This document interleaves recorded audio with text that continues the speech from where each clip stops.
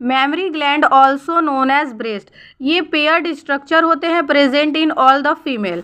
Memory gland ये contain करता है ग्लैंडुलर टिश्यू एंड फैट को। Glandular tissue is responsible for milk production after child birth. तो glandular tissue of each breast ये divided होते हैं 15 से 20 मेमरी लोब्स से। मेमरी लोब जो है वो कंटेन करता है क्लस्टर ऑफ सेल, जिसको कि हम लोग एल्वियोलाई बोलेंगे। Alveoli are the milk secreting cell. So the cells of alveoli secrete milk. Milk is stored in the cavity और ल्यूमेन ऑफ एल्वियोलाई। एल्वियोलाई जो है वो ओपन होता है मेमरी ट्यूब्यूल्स में, and the tubules of each lobe ये join करते हैं और फॉर्म करते हैं मेमरी डक्ट को। सेवरल मेमरी डक्ट ये ज्वाइन करके फॉर्म करेंगे वाइडर मेमरी एम्प्यूला, जो कि कनेक्टेड होता है लैक्टिफेरस डक्ट से, through which the milk is sucked out.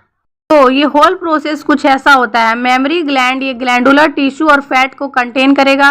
Glandular tissue milk production में हेल्प करता है आफ्टर चाइल्ड बर्थ। अब ये जो ग्लैंडुलर टिश्यू है वो डिवाइडेड है 15 से 20 मेमरी लोब्स में। हर एक लोब कंटेन कर रहा है एल्वियोलाई को, जो कि मिल्क सेक्रेटिंग सेल है। एल्वियोलाई ये मिल्क सेक्रेट करता है और मिल्क स्टोर्ड हो जाता है कैविटी और lumen of alveoli.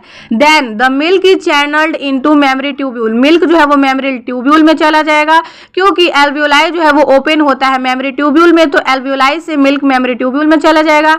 Memory tubule का हर एक लोब जो है वो ज्वाइन करके फॉर्म करेगा मेमरी डक्ट। फिर मेमरी डक्ट ज्वाइन होकर फॉर्म करेगा मेमरी एम्प्यूला, और जो मेमरी एम्प्यूला है वो कनेक्टेड होता है लैक्टिफेरस डक्ट से, through which the milk is ejected out. This is the diagram of mammary gland. Mammary gland contain कर रहा था ग्लैंडुलर टिश्यू और फैट को।